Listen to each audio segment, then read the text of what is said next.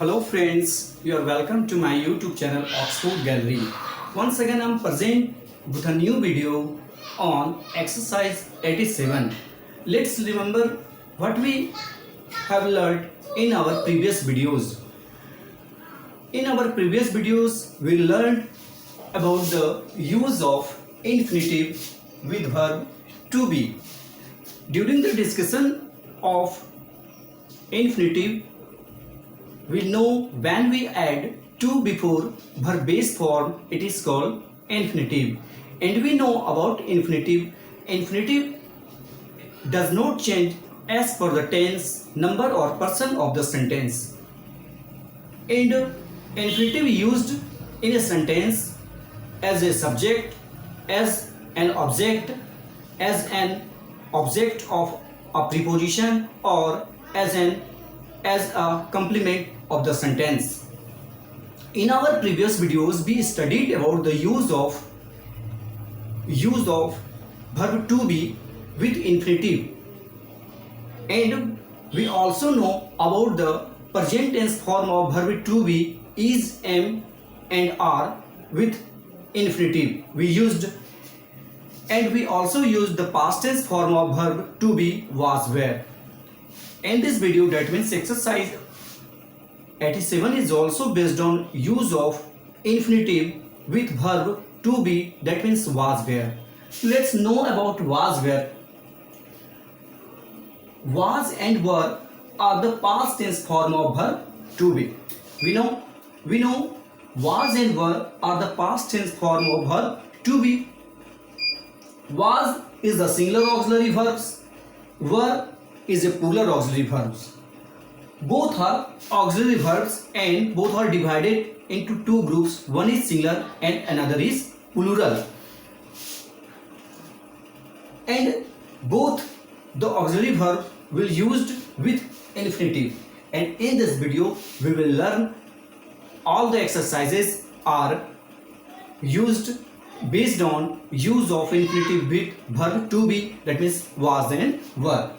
All the sentences are interrogative, and in this exercises we will know use WH question word with interrogative sentences, that means how, why, what, were, when, etc.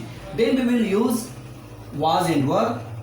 After was and were, subject and complement or object, and in the last we will use a question mark. दोस्तों इस video में हम आपको infinitive के use के बारे में, जो पास्ट टेंस फॉर्म है वाज वेयर, उसके साथ किस प्रकार से यूज करते हैं उसके बारे में सीखेंगे। तो चलिए हम पिछले वीडियो में क्या सीखे। पिछले वीडियो में हम लोगों ने इन्फिनिटिव के बारे में वाज वेयर के साथ ही इन्फिनिटिव का प्रयोग सीखा था। तो थोड़ा सा मैं इन्फिनिटिव के बारे में आप लोग को जानकारी दे दूं। इन्फिनिटिव क्या है? जब हम वर्ब के बेस फॉर यानी V1 के पहले टू लगाते हैं तो वह इन्फिनिटिव कहलाता है। इन्फिनिटिव जो होता है उस पर टेंस का, नंबर का और पर्सन का कोई इफेक्ट नहीं होता, वो अनचेंज्ड रहता है। इन्फिनिटिव का यूज कहाँ पे होता है? यह सेंटेंस में सब्जेक्ट के रूप में, ऑब्जेक्ट के रूप में, कंप्लीमेंट के रूप में या किसी प्रीपोजिशन के ऑब्जेक्ट के रूप में इसका प्रयोग किया जा सकता है। इस वीडियो में हम यह देखेंगे कि जो सेंटेंसेस है वो इंट्रोगेटिव सेंटेंसेस है, और इन सभी इंट्रोगेटिव सेंटेंसेस में हम सबसे पहले WH क्वेश्चन वर्ड का प्रयोग करेंगे, जैसे क्यों, कैसे, कब, कहाँ इत्यादि। उसके बाद जो है ये ऑक्सिलरी वर्ब वाज एंड वर, और ये वाज और वर क्या है? ये टू बी जो है उसका पास्ट टेंस फॉर्म है। उसके बाद हम सब्जेक्ट को रखेंगे, और सब्जेक्ट के बाद कंप्लीमेंट या हम ऑब्जेक्ट को रखेंगे, और सबसे अंत में हम क्वेश्चन मार्क लगाएंगे। तो ये आज का जो है एक्सरसाइज जो है उसका ये बेसिक पॉइंट था। अब आपको इजीली आप ट्रांसलेट कर सकते हैं एक्सरसाइज 87 को, जो ऑक्सफोर्ड करंट इंग्लिश ट्रांसलेशन के बेस पे आधारित है। स्ट्रक्चर आपके सामने है और 1 to 1 आप इजीली ट्रांसलेट कर सकते हैं। चलिए लेट्स कुछ एग्जांपल्स मैं आपको देकर उसको मैं आपको ट्रांसलेट करके दिखाता हूँ, फिर आप घर में इसे बड़ी आसानी से ट्रांसलेट कर सकते हैं। जैसे पहला सेंटेंस है, मैं क्या करने वाला था। What was I to do. What was I to do easy था। वे लोग क्यों जाने वाले थे। Why were they to go. Why were they to go. ये जो मैंने अभी आपको ट्रांसलेट किया, मैंने जो इंग्लिश में ट्रांसलेट किया, ये सभी इस स्ट्रक्चर पे बेस पर आधारित है। सबसे पहले क्या लगा है WH क्वेश्चन वर्ड, फिर क्या लगा है past tense form of verb to be, इसके बाद फिर क्या है सब्जेक्ट और उसके बाद इन्फिनेटिव। तो यहाँ पर सब्जेक्ट के बाद इन्फिनेटिव होना चाहिए और इन्फिनेटिव के बाद हम कंप्लीमेंट का प्रयोग करेंगे। स्ट्रक्चर में थोड़ा सा सुधार करने की जरूरत थी। चलिए, सीता कब हंसने को थी? When was Sita to laugh? When was Sita to laugh? अगले देखते हैं, राम कहाँ जाने वाला था? Where was Ram to go? Where was Ram to go?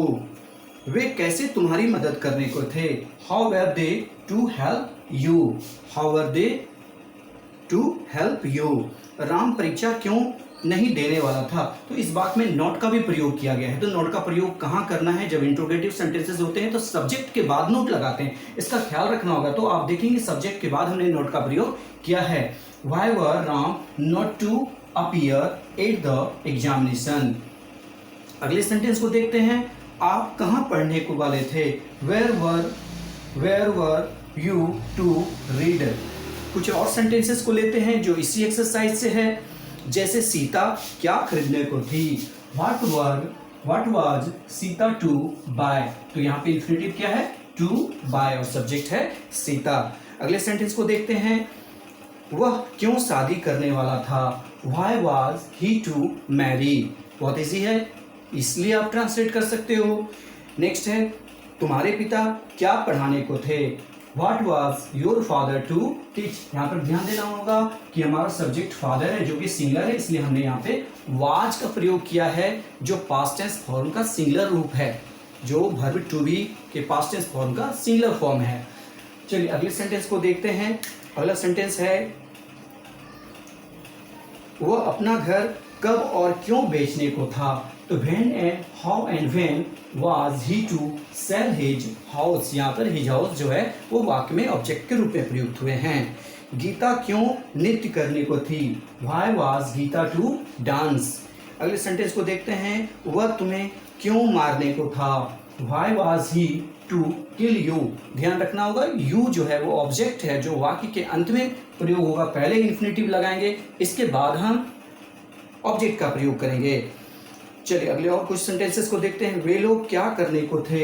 What were they to do?